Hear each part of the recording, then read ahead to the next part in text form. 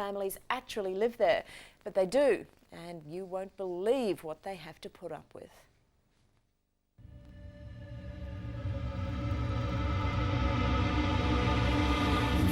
They come out of the walls sometimes. They come from the floor down Worms here. out of your walls? Out of my walls, yep. I've had showers where I've had to wash the worms away first.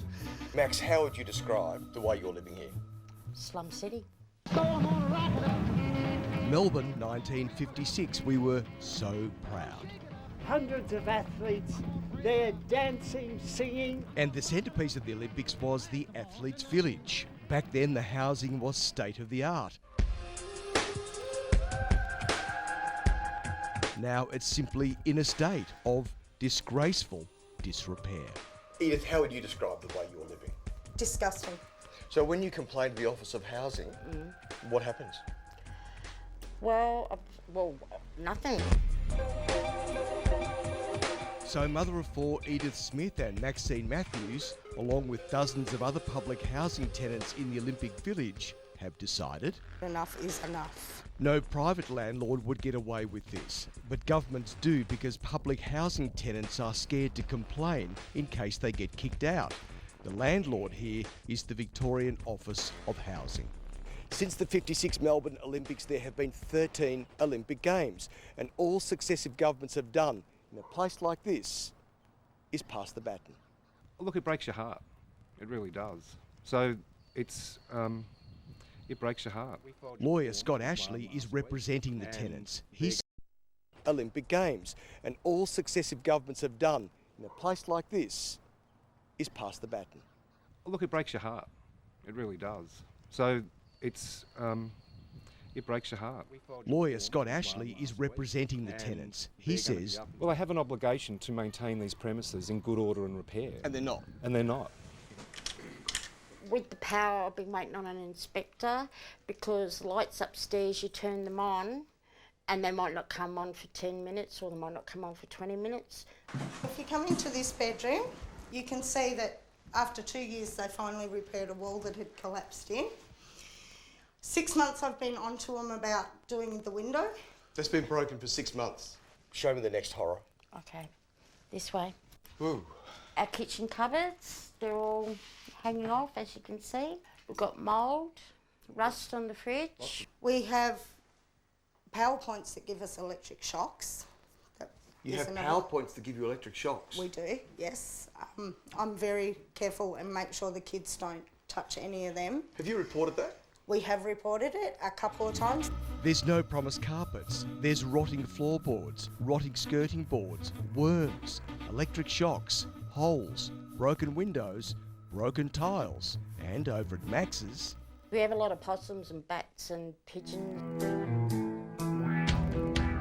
you don't have to live in a former Olympic village to suffer lousy digs. In Kurri Kurri, New South Wales, Colin Crawford and his wife Rebette are furious with the Department of Housing. We're being treated like fifth-class citizens. Not third, fifth. Holes in the guttering, mould, lousy paint jobs, wonky doors. They've got it all. It usually sticks a lot, and you got to really bang it to open it, and then the thing's broken and it just slams. But the worst drama was mould in the bedroom, in the lounge room. I've got chronic lung disease and I've had sections taken off both my lungs. The department's answer, They did not wash the walls, they did not do nothing with the walls. They just painted straight over the mould. all of which raises a very valid point. They know how sick I am. Yet all they're worried about is their rent money. Like, if I stop paying rent, they'll kick me out.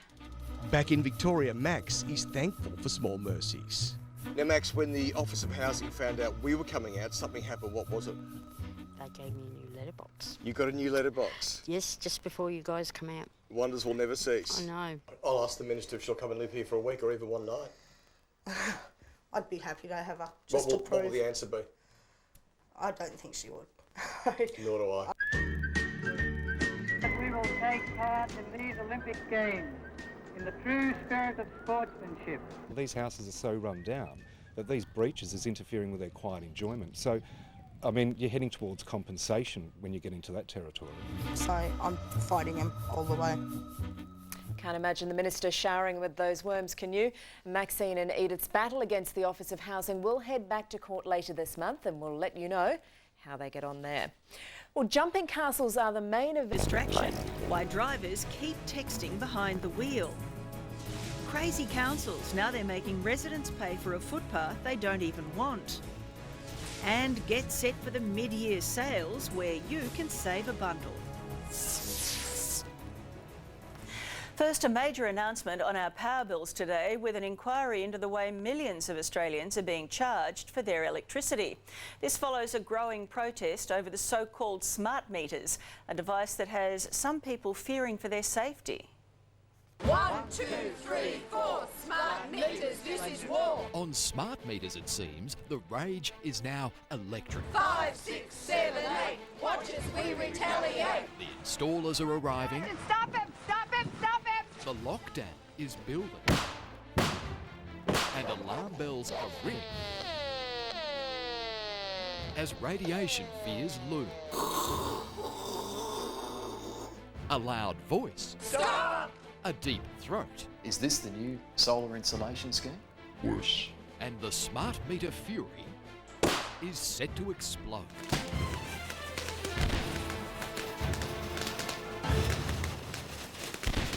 It's now going to turn the meter on. David Mould from Y-Shield is an expert in detecting and deflecting smart meter waves. And immediately we've got a reading of 297, which has now gone up to 381. Well, the smart meter, it seems, is alive and well.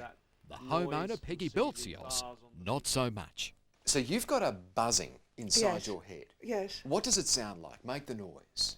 It is like a noise like... Now, Max. And you've switched it and off. I've had to turn it off because it would have broken the meter if I hadn't turned it off. The smart meter on the doorstep is emitting more radiation than the microwave in the kitchen. The body, it was like cooking. Burning. Burning. Like, burning. Like a microwave. Microwave. Burning. You think you're being cooked? That's what I feel. Now, we should say there's no firm proof the meter's making Peggy ill. It's the old mobile phone debate. For every study that finds a radiation link, there's another one being done to debunk it as a myth. The evidence is inconclusive. Still, have a look at this. Here's the same experiment on a smart meter in Canada. Notice the closer you get to the meter, the more the greenery looks sick. And Peggy says it's the same in her home. The closer we move to the meter, the more she feels its waves. It's like the Parthenon in here, isn't it? Start in the hallway at the rear. I can't stay here because I get a headache. Then inch to the bedroom up the side. And it goes through two walls, like the other wall there and this wall in here. And finally, the living room at the front, right behind the smart meter wall. So you can feel it right now? Yes, I can. Yes. Are you and okay? I don't want to stand. Yes, and I don't want to stand here much longer. Where do you want to go? I don't know. Just give it one whack and smash it. Smash it.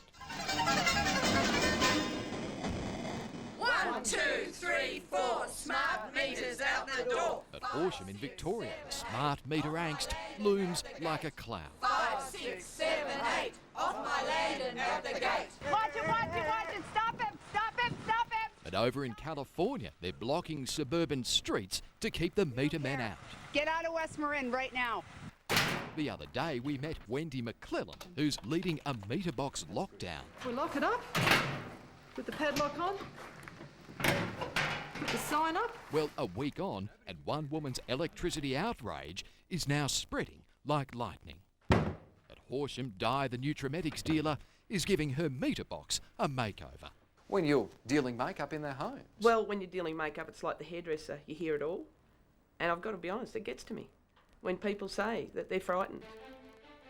And here's why. Smart meters charge different tariffs at different times. It all depends on your plan and your provider, but a typical schedule looks like this. You'll get a dirt cheap rate of 10 cents per kilowatt hour from 10 at night till 7 a.m. Then a shoulder rate of 20 cents will kick in. But from 2 in the afternoon till 10 in the evening, the tariff starts to skyrocket to 40 cents per kilowatt hour. We also met pensioner Steve Rascovi, who used fierce dogs to keep the smart meter men away. Put him into the circus, I reckon. Well, that idea is catching on as well. You're counting on Josie to keep the meter man away then, are you? Definitely. But it was once bitten, She's very friendly, isn't she? She is. I must say. Maybe not. Maybe. twice shy. I have 3 teenage children. Our power bill is quite high as it is, and if they're going to start increasing it from 2 p.m. to 10 p.m. every day, I mean, our bills are going to skyrocket through to another 50%. Yes, smart meters are becoming a bit of a farce, so today came this. It needs to be reviewed top to bottom. That's what we're doing. The Victorian government announcing an immediate review of its smart meter rollout. We've spoken to the distribution businesses. We have urged them to ensure that nobody is forced to accept a meter at this point in time. Meanwhile, back at Peggy's, Okay, we've now captured a reading of 35,251. What's happening to you, Peggy? I feel it here. What's it feel like?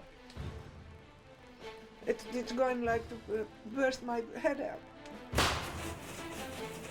These meters are installed by non-electricians. These are people that have been given a 2-week course on how to install these meters. our deep throat is a former meter man and warns this is what happens when installers get their wires crossed.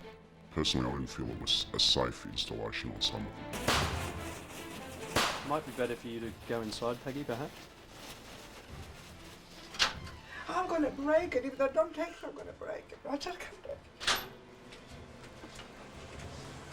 Is that typical? Well, I think Peggy's very susceptible to these